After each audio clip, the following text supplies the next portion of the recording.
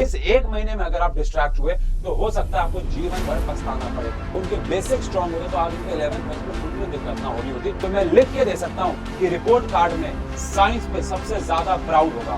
Last एक महीने के अंदर मेहनत कर ली तो हमारा आगे आने वाला जीवन थोड़ा आसान हो जाएगा। जो भी गलतियां आपने की हैं अगर उनको एनालाइज या रिवाइज नहीं किया जाएगा तो बच्चों एक सिचुएशन सोचो, आप एक क्रिकेट मैच खेल रहे हो और आपकी टीम को जीतने के लिए चाहिए 6 रन।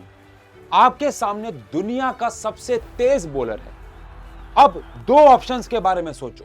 पहला ऑप्शन कि आप बस बाउंसर और यॉर्कर से बचने की कोशिश करोगे और समहाउ सरवाइव कर लोगे, या फिर ऑप्शन बी कि आप बॉलर की टेक्निक को समझोगे, एक बहुत बढ़िया सा प्लान बनाओगे और पूरे प्लान के साथ उस शॉट को खेलोगे और अपनी टीम को जीत दिलवाओगे।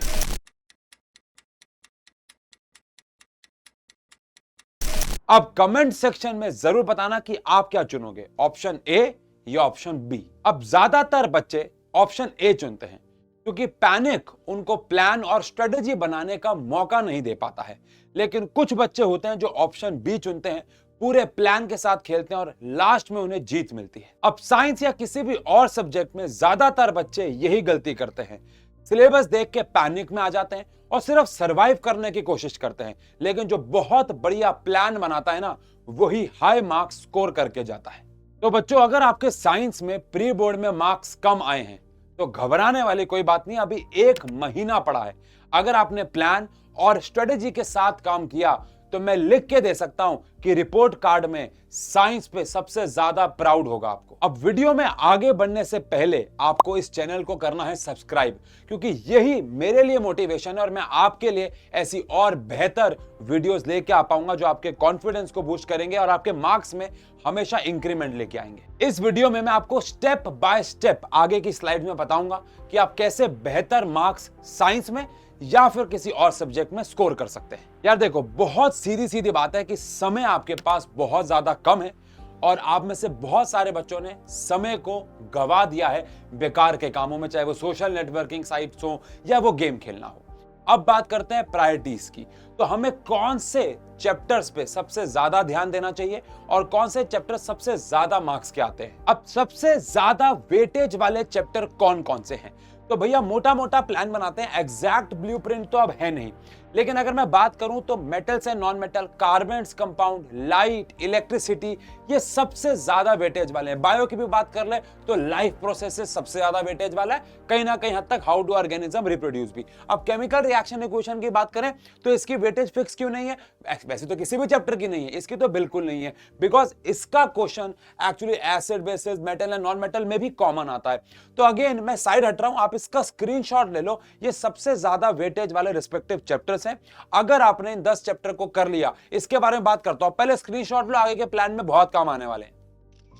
डन है, आई होप आपने स्क्रीनशॉट ले लिया है।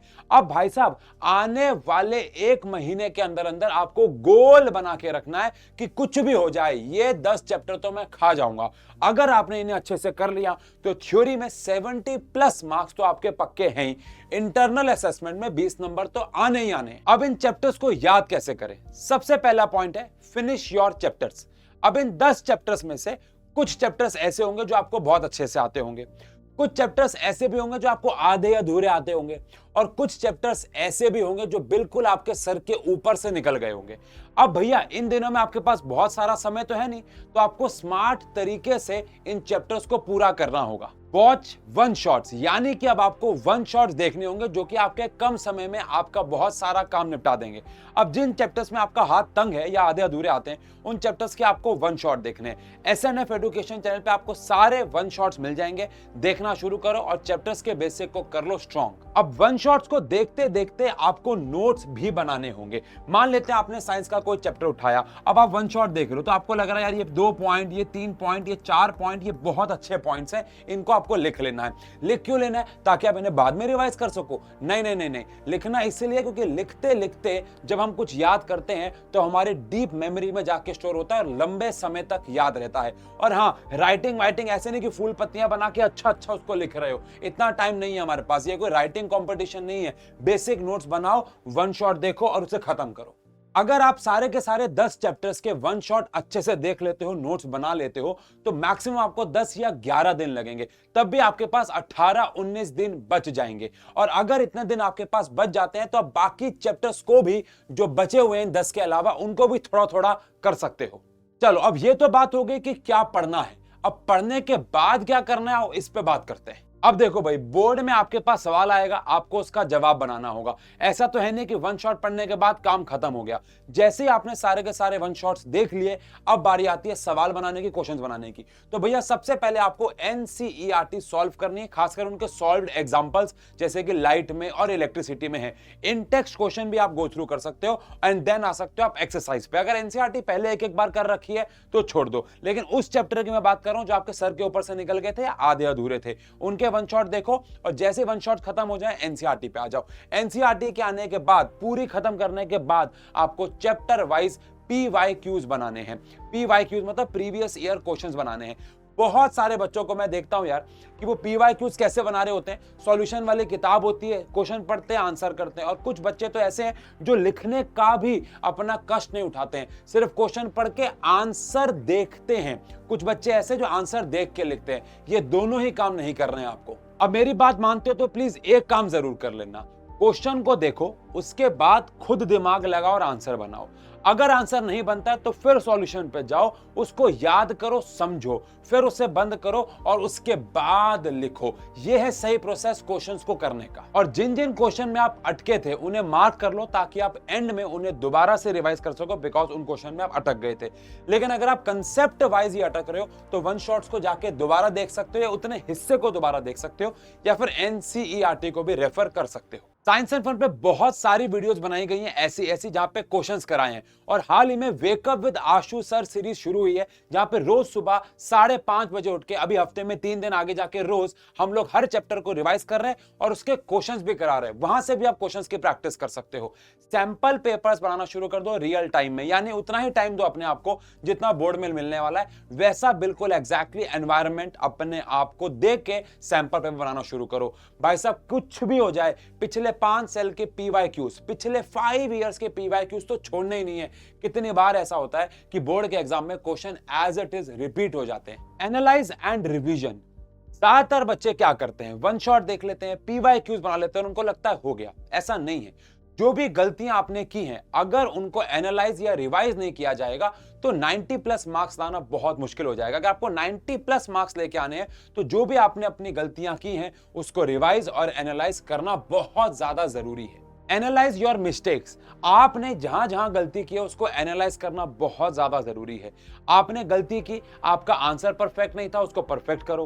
कहीं पे आपने डायग्राम बनाया लेकिन लेबलिंग समझ में नहीं आ रही है, डायग्राम ही समझ में नहीं आ रहा है, ऐसा लग रहा है कुछ खिचड़ी सी पक गई है, उसे दोबारा प्रैक्टिस करो। यानी आंसर आपका होना चाहिए परफेक्ट। बहुत बार ऐसा होता है कि बच्चे को आंसर आता होता है लेकिन वो शब्दों में नहीं उतार पाता या शब्द सही यूज नहीं करता है। वो कैसे आता है? क्वेश्चन, अपना आंसर और जो आपकी किताब में आंसर दिया गया उसको एनालाइज करके। Focus on repeated question. Last 5 साल में कितने सारे सवाल रिपीट हुए हैं। बहुत सारे सवाल ऐसे होते हैं जो हर साल रिपीट होते हैं या एक साल छोड़ के रिपीट होते हैं। उनकी एक लिस्ट बना लो बढ़िया सी, और उन सवालों में तो गलती होने की कोई चांस ही नहीं है। अब सर हम इतनी मेहनत कैसे करेंगे, समय नहीं है। तो भाई यही तो करवा रहे हैं वेकअप विद आशु सर में या साइंस एंड फन का हर एक टीचर अपनी लाइफ में जाके 15, 16, 17 साल का एक्सपीरियंस, और वहां पे आपको हम ये सारे क्वेश्चंस कराते हैं जो मोस्ट रिपीटेड होते हैं और इस साल भी एग्जाम में आ सकते हैं। 80-20 रूल उसका गवाह है। इन शॉर्ट, आपको आंसर उन क्वेश्चंस के जो बार बार रिपीट हुए हैं उनको परफेक्टली लिखना आना चाहिए। रिवीजन का ना एक लूप बना लो, रिवीजन लूप।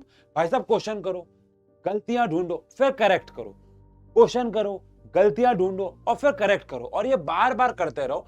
इससे आपको आंसर लिखना बेहतर आता रहेगा और आप मास्टरी हासिल कर लोगे। अब रिवीजन लूप से मार्क्स तो सिक्योर होंगे ही होंगे, आपको साथ साथ सैंपल पेपर भी बनाते रहना होगा। एक स्मार्ट डिसीजन वही होता है जो असली वैल्यू को रिकॉग्नाइज करे, अपने पोटेंशियल को समझे, ये देखे उसके पास कितने रिसोर्सेज और हर एक रिसोर्स को सही तरीके से इस्तेमाल करे। हम सब जानते हैं कि अगर हम लोगों ने इस लास्ट 1 महीने के अंदर मेहनत कर ली तो हमारा आगे आने वाला जीवन थोड़ा आसान हो जाएगा। मैं ये तो नहीं कहूंगा कि जीवन एकदम आरामदेह बीतेगा, हम भी मेहनत कर रहे हैं, आपके पेरेंट्स भी मेहनत कर रहे हैं, लेकिन आपका जीवन आसान हो जाएगा या आप हार्ड वर्क करना सीख जाओगे। इस 1 महीने में अगर आप डिस्ट्रैक्ट हुए तो हो सकता है आपको जीवन भर पछताना पड़े। मैं ऐसे बच्चों को मिलता हूं, रोज जानता हूं, जो पछताते हैं कि अगर वो 10th में अच्छे मार्क्स लेके आते, उनके बेसिक स्ट्रांग होते, तो आज उनको 11th 12th में उतनी दिक्कत ना हो रही होती और वो उतना स्ट्रगल ना कर रहे होते। और अब ऐसा तो है नहीं कि 12th में वो 10th की और 11th की सारी पढ़ाई कर लेंगे, जितना मर्जी कोई हार्ड वर्किंग हो। तो ये 1 महीने में अगर आप अपना 100, मैं तो कह रहा हूं 200% भी डाल दोगे, अपने एफर्ट्स को इंक्रीज कर दोगे और इन सारी बातों पे ध्यान दोगे, तो आपके मार्क्स इंक्रीज होंगे ही होंगे। आप हार्ड वर्क करना सीखोगे, जो कि आपके साथ लॉन्ग टर्म तक रहने वाला है। तो भैया आप सभी को आपके एग्जाम्स के लिए best of luck and I hope आप सभी अपने एग्जाम में अच्छे मार्क्स स्कोर करें। मिलते हैं ऐसी एक और वीडियो के अंदर। Thank you so much.